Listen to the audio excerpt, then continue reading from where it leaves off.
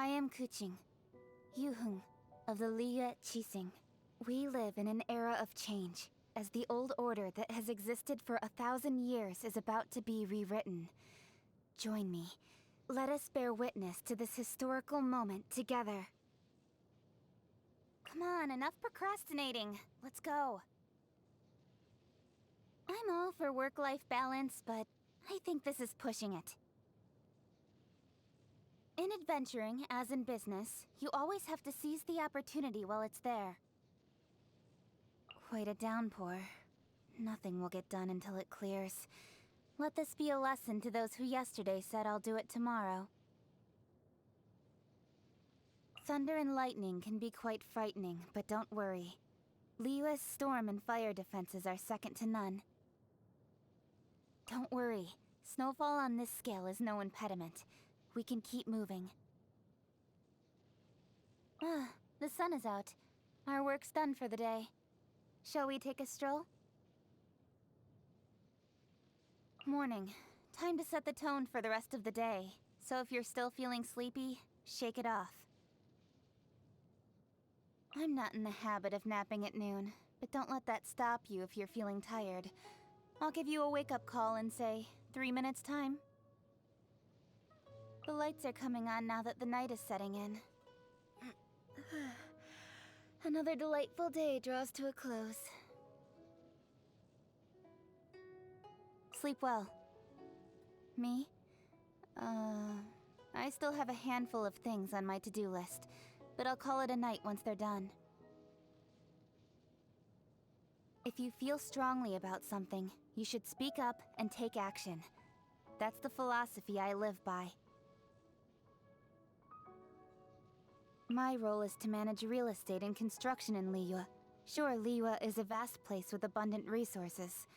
But without proper planning, and if too much focus is placed on short-term profit, a great many things can go wrong. What do you think has kept Liyue going over the last millennium?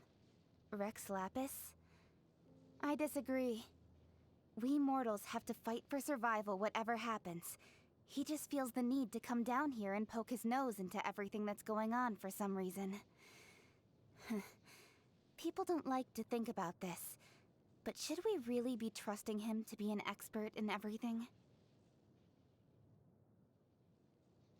After I took on the management of so many of Liyue's affairs, I had a newfound respect for Rex Lapis and all his hard work over the last millennium.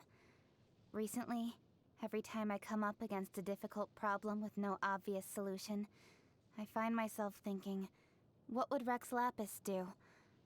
Maybe he really is an expert in everything, and I've got more left to learn than I realized. You know why I like you?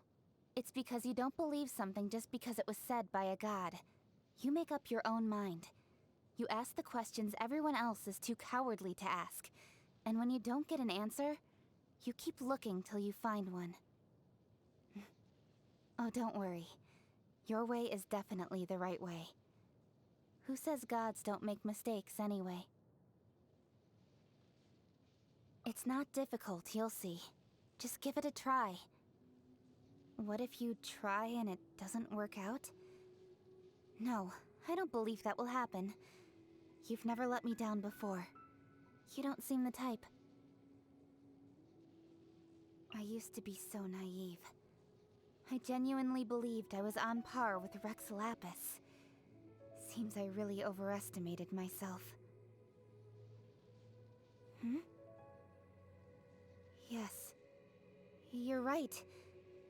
I have plenty of self-confidence in other areas, so why not in this? I can catch up with him. I will catch up with him.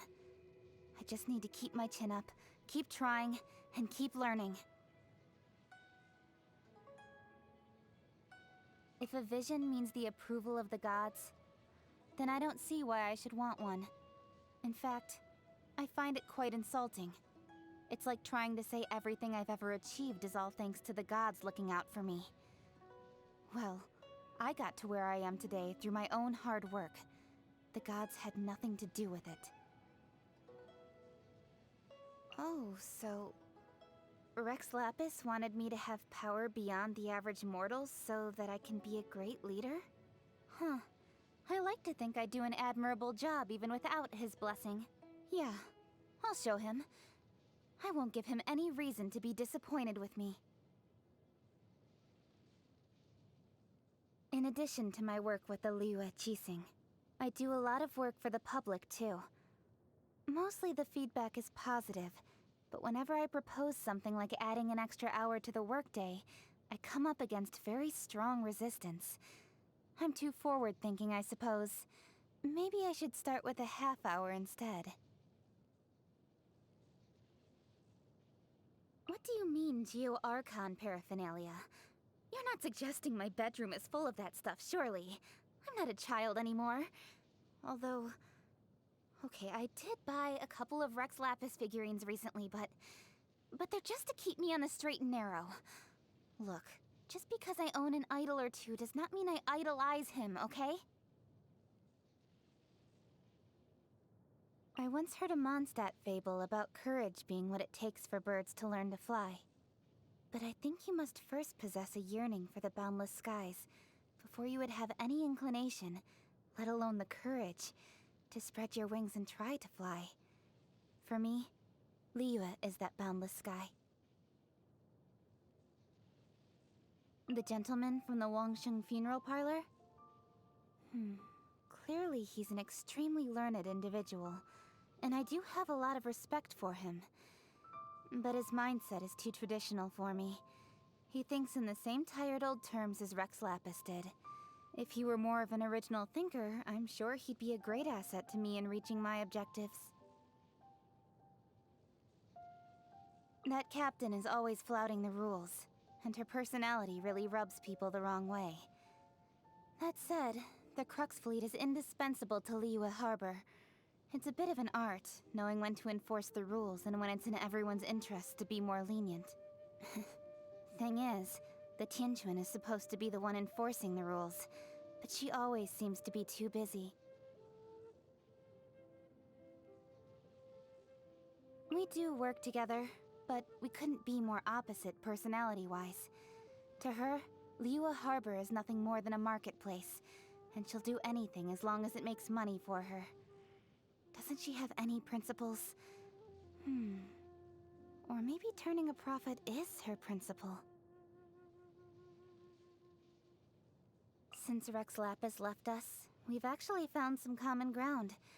I was quite judgmental of her in the past, and we still fundamentally disagree on a number of issues.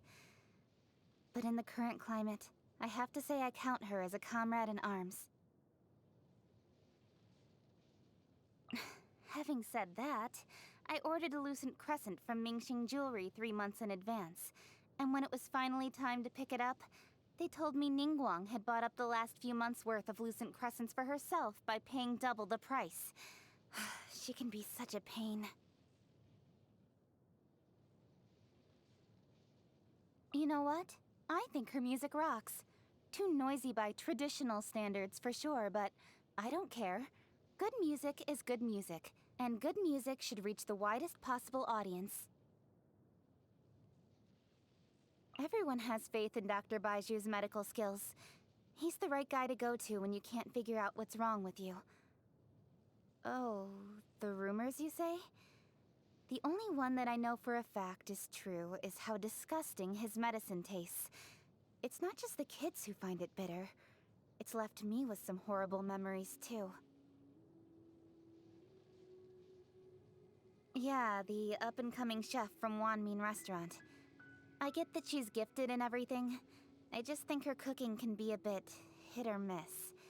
I was all ready to hire her for a small banquet once and give her full control over the menu. But the amount of lizard and slime in her sample dishes quickly turned me off that idea. I've heard his story.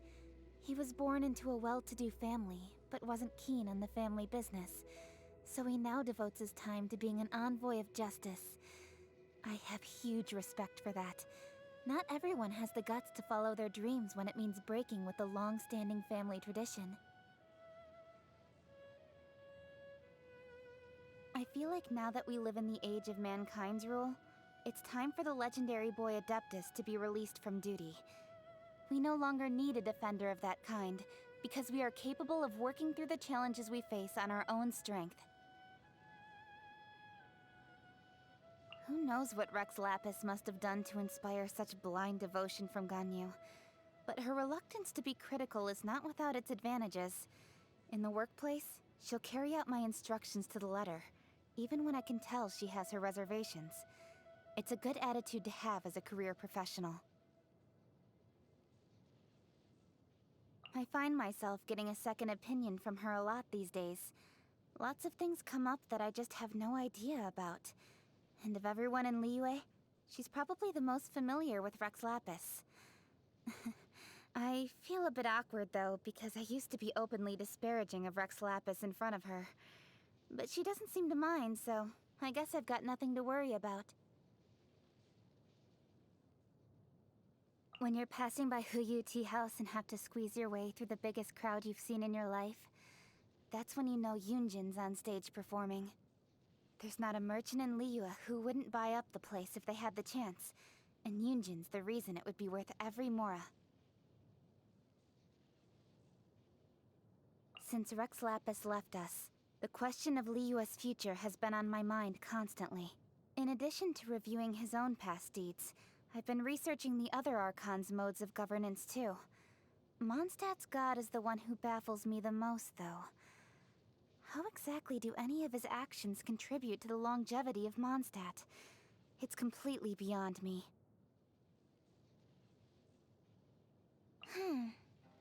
The way I see it, the law is a summary of things done the right way in the past. However, it should also be continuously adapted and improved to match the needs of the present. Given that Liyue is about to undergo a radical transformation, legal talent is in great demand. With an assistant like Yanfei, I could spare myself a great deal of trouble. You want to know more about me? Sure. Let's start with the principles that are central to the role of Yuheng. Once you've memorized the 100 or more contractual obligations of the position, you'll know my hopes and dreams like the back of your hand.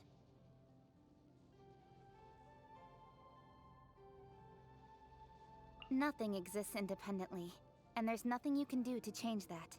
So, when you drag your heels on one thing, you're actually causing chaos for a whole bunch of other connected issues too. That's why I firmly believe you should never put off until tomorrow what you can do today. I'm also a very impatient person and can't stand procrastinating, so that's also part of it. Never mince your words with me, okay? Yuheng's just a title. I'll not have you treading on eggshells around me just because of my status. Say what's on your mind, always. That's what makes you unique, and it's the thing I admire about you the most. We've been on our fair share of adventures together, haven't we? The more time we spend together, the more I think that you're the person of my dreams and... Huh? Why so shocked? You're a crucial part of my dreams for the new Liyue. The time has come for humanity to make its mark in the land of the Geo-Archon. Turns out that was quite an ambitious statement after all. But I want you to make me a promise. Come and visit when the new Liyue harbor is born. I will show you around. After all the help and support you've given me along the way, you deserve to see Liyue reborn with your own eyes. I owe you that much. That indulgent feeling of being spoilt for choice between countless different varieties. That to me is the appeal of shopping. It's great that the quality of life in Liyue is improving for everyone. But one downside is the growing number of people who are happy to reap the rewards without doing their fair share of the work. The Liyue Keqing did not put in all this effort to create a more prosperous society just so people like them can loaf around. It makes no logical sense to be greedy with food. But for me, all rationality goes out the window when there's golden shrimp balls involved. They're just irresistible. The taste of a single golden shrimp ball brings me so much joy that all the stress of work just melts away. Everything has a certain way it should taste. I won't touch anything that tries to break the mold, so no salted almond tofu for me. And no sweetened lotus seed and bird egg soup either. It's just a total waste of perfectly good ingredients. When your heart is set on something, you get closer to your goal with each passing day. Great. Having another trick up my sleeve gives me more flexibility in rapidly changing circumstances.